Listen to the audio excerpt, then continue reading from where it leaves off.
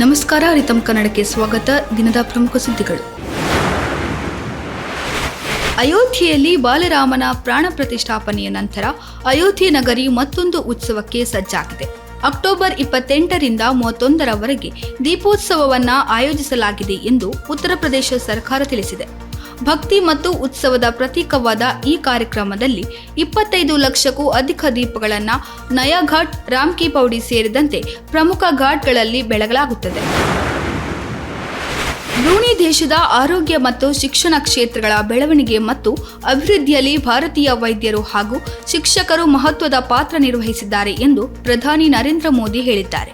Brunei ಪ್ರವಾಸದಲ್ಲಿರುವ ಪ್ರಧಾನಿ ನರೇಂದ್ರ ಮೋದಿ ಅವರು ರಾಜಧಾನಿ ಬಂದರ್ ಸೇರಿ ಬಿಘೌನಲ್ಲಿ ಭಾರತೀಯ ಹೈ ಕಮಿಷನ್ ಚಾನ್ಸರಿ ಕಟ್ಟಡವನ್ನು ಉದ್ಘಾಟಿಸಿ ಭಾರತೀಯ ಸಮುದಾಯದ ಜೊತೆ ಸಂವಾದ ನಡೆಸಿದರು. ಇಲ್ಲಿನ ಭಾರತೀಯರು ಉಭಯ ದೇಶಗಳ ನಡುವೆ ಜೀವಂತ ಸೇತು ಆಗಿದ್ದಾರೆಂದು ಬಣ್ಣಿಸಿದರು. ಮಣಿಪುರದಲ್ಲಿ ಉಗ್ರರು ಡ್ರೋನ್ ಮೂಲಕ ಬಾಂಬ್ ದಾಳಿ ನಡೆಸಿದ ಘಟನೆ ವರದಿಯಾಗಿದ್ದು ಆತಂಕಕ್ಕೆ ಕಾರಣವಾಗಿದೆ. ಗಲಭೆ ಪೀಡಿತ ಮಣಿಪುರದ ಕೋತ್ರಿಕ್ ಮತ್ತು ಸೆನಜಮ್ ಜಿರಾಂಗ್ನಲ್ಲಿ ಸೋಮವಾರ ರಾತ್ರಿ ಉಗ್ರರು ಪ್ರತ್ಯೇಕ ಡ್ರೋನ್ ಬಾಂಬ್ಗಳನ್ನು ಸ್ಫೋಟಿಸಿದ್ದಾರೆ. ಈ ವೇಳೆ ಮಹಿಳೆ ಸೇರಿ 2 ಮೃತಪಟ್ಟಿದ್ದು 12ಕ್ಕೂ ಹೆಚ್ಚು ಜನರು ಗಾಯಗೊಂಡಿದ್ದಾರೆ. ಟ್ಯಾಂಕ್ಗಳು, ರೇಡರ್ ಮತ್ತು ವಿಮಾನಗಳು ಸೇರಿ ಒಟ್ಟು 1.45 ಕೋಟಿ ರೂಪಾಯಿ ಮೌಲ್ಯದ ಯುದ್ಧೋಪಕರಣಗಳ ಖರೀದಿ ಪ್ರಸ್ತಾವಕ್ಕೆ ರಕ್ಷಣಾ ಸಚಿವ ರಾಜನಾಥ್ ಸಿಂಗ್ ನೇತೃತ್ವದ ರಕ್ಷಣಾ ಸ್ವಾಧೀನ ಸಮಿತಿ ಮಂಗಳವಾರ ಒಪ್ಪಿಗೆ ನೀಡಿದೆ. ಪ್ರಧಾನಮಂತ್ರಿ ಆವಾಸ್ ಯೋಜನೆ ವ್ಯಾಪ್ತಿಗೆ ವಲಸೆ ಕಾರ್ಮಿಕರು, ಸಿನಿಮಾ ರಂಗದ ಕಾರ್ಮಿಕರು ಸೇರಿ ಇತರರನ್ನ ಸೇರಿಸುವಂತೆ ಕೇಂದ್ರ ಕಾರ್ಮಿಕ ಮತ್ತು ಉದ್ಯೋಗ ಇಲಾಖೆಯು ಎಲ್ಲಾ ರಾಜ್ಯಗಳಿಗೆ ತಿಳಿಸಿದೆ. PMAY ಯೋಜನೆಯನ್ನ 2024-25ರಿಂದ 2028-2029ರವರೆಗೆ ವಿಸ್ತರಿಸುವ ಬಗ್ಗೆ ಕೇಂದ್ರ ಸಚಿವ ಸಂಪುಟ ಒಪ್ಪಿಗೆ ಸೂಚಿಸಿದ ಬೆನ್ನಲ್ಲೇ ಕಾರ್ಮಿಕ ಇಲಾಖೆ ಆರ್ಥಿಕವಾಗಿ ದುರ್ಬಲವಾಗಿರುವ ವಲಸೆ ಕಾರ್ಮಿಕರು, ಸಿನಿರಂಗದ ಕಾರ್ಮಿಕರು, ಬೀಡಿ ಕಾರ್ಮಿಕರು, ಗುತ್ತಿಗೆ ಕಾರ್ಮಿಕರು ಸೇರಿದಂತೆ ಅಸಂಘಟಿತ ವಲಯದವರನ್ನ ಸೇರಿಸುವ ನಿರ್ಧಾರ ಕೈಗೊಂಡಿದೆ. ರೇಣುಕಾಸ್ವಾಮಿ ಕೊಲೆ ಪ್ರಕರಣಕ್ಕೆ ಸಂಬಂಧಿಸಿ ಪೊಲೀಸರು ನ್ಯಾಯಾಲಯಕ್ಕೆ ದೋಷಾರೋಪಣಾ ಪಟ್ಟಿ ಸಲ್ಲಿಸಿದ್ದಾರೆ.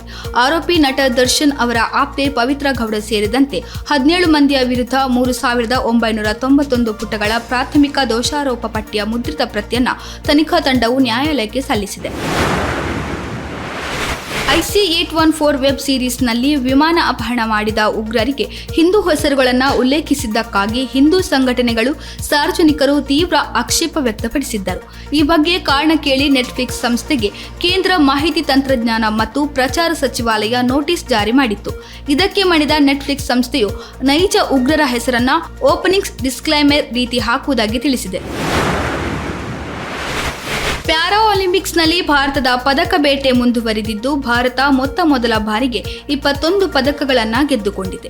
ಪುರುಷರ ಹೈಜಂಪ್ T63 ಸ್ಪರ್ಧೆಯಲ್ಲಿ ಶರತ್ ಕುಮಾರ್ಗೆ ಬೆಳ್ಳಿ ಹಾಗೂ ಮರಿಯಪ್ಪನ್ ತಂಗವೇಲುಗೆ ಕಂಚಿನ ಪದಕ, F46 ಜಾವೆಲಿನ್ ಥ್ರೋ ಸ್ಪರ್ಧೆಯಲ್ಲಿ ಅಜಿತ್ ಸಿಂಗ್ ಹಾಗೂ ಸುಂದರ್ ಸಿಂಗ್ ಕ್ರಮವಾಗಿ ಬೆಳ್ಳಿ ಹಾಗೂ ಕಂಚಿನ ಪದಕ, 400 ಮೀಟರ್ ಮಹಿಳೆಯರ T20 ಸ್ಪರ್ಧೆಯಲ್ಲಿ ದೀಪ್ತಿ ಜೀವಂಜಿ ಕಂಚಿನ ಪದಕ, ಶಾರ್ಟ್ ಪುಟ್ F46 ವಿಭಾಗದಲ್ಲಿ ಸಚಿನ್ ಸರ್ಜೇರಾವ್ ಖಿಲಾರಿ ಬೆಳ್ಳಿ ಪದಕವನ್ನು ಗೆದ್ದರು. ಪ್ರಸ್ತುತ ಭಾರತ 3 ಚಿನ್ನ, 8 ಬೆಳ್ಳಿ, 10 ಕಂಚಿನ ಪದಕಗಳೊಂದಿಗೆ 19ನೇ ಸ್ಥಾನದಲ್ಲಿದೆ. ಇದಾಗಿತ್ತು ದಿನದ ಪ್ರಮುಖ ಸುದ್ದಿಗಳು. ಇನ್ನಷ್ಟು ಹೆಚ್ಚಿನ ವಿಶೇಷ ಮಾಹಿತಿಗಾಗಿ ವೀಕ್ಷಿಸಿ ರಿತಮ್ ಕನ್ನಡ.